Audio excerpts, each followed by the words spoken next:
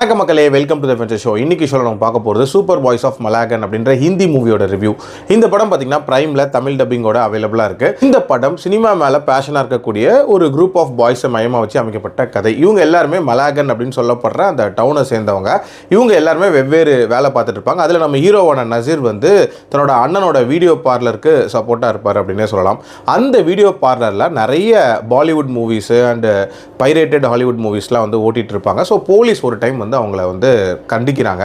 அதுக்கப்புறம் நமக்கான படத்தை ஏன் நம்மளே எடுக்கக்கூடாது அப்படின்ற மாதிரி நசீர் முடிவு பண்ணுறாரு. இந்த மாதிரியே சினிமா மேலே பேஷனாக இருக்கக்கூடிய குரூப் ஆஃப் பாய்ஸை ஒன்று திரட்டி ஒரு படம் எடுக்க முயற்சி பண்ணுறாங்க. அந்த முயற்சி எப்படி போகுது, அந்த கேங்குக்குள்ளே என்ன மாதிரியான பிரச்சனைகள் வருது, அண்ட் டுவர்ட்ஸ் தி எண்ட் என்ன ஆகுது அப்படின்ற மாதிரி நிறைய விஷயங்களை சொல்லக்கூடிய ஒரு படம் தான் இந்த படம். நம்மளோட ஐடென்டிட்டியை சொல்லக்கூடிய ஒரு படத்தை நம்மளை சார்ந்த ஒருத்தரால் தான் சொல்ல முடியும் அப்படின்றத ரொம்ப நீட்டாக கன்வே பண்ண ஒரு படம்.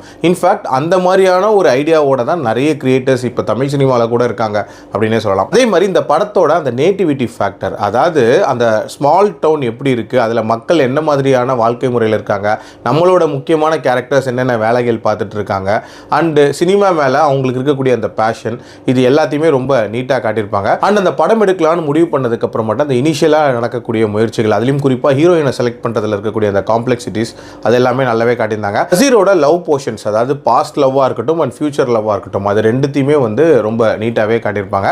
அண்ட் டியூரேஷன் வைஸ் பார்த்தீங்க அப்படின்னா அரௌண்ட் 2 ஹவர்ஸ்க்குள்ளே முடியக்கூடிய ஒரு படம் தான். இந்த படத்தில் பிரச்சனைகள் அப்படின்னு பார்த்தீங்கன்னா அந்த ஃபிலிம் மேக்கிங்லாம் இருக்குல்ல, அதிலெல்லாம் இன்னும் கொஞ்சம் டீட்டெயிலிங் இருந்திருக்கலாமோ, அந்த காம்ப்ளெக்சிட்டிஸை இன்னுமே கொஞ்சம் டீட்டெயிலாக காட்டியிருக்கலாமோ அப்படின்ற மாதிரி தோணுச்சு. அதே மாதிரி இந்த படத்தோட ஆக்சுவல் கான்ஃப்ளிக்ட்ஸ், அதாவது இந்த நண்பர்களுக்குள்ளே ஏற்படக்கூடிய பிரச்சனைகள் தொடங்கி நிறைய விஷயங்களை இன்னும் கொஞ்சம் இம்பாக்ட்ஃபுல்லாக காட்டியிருந்திருக்கலாம். பட் ஓவரால் பார்க்கும்போது ஒரு டீசென்ட் அட்டெம்ப்ட் தான்.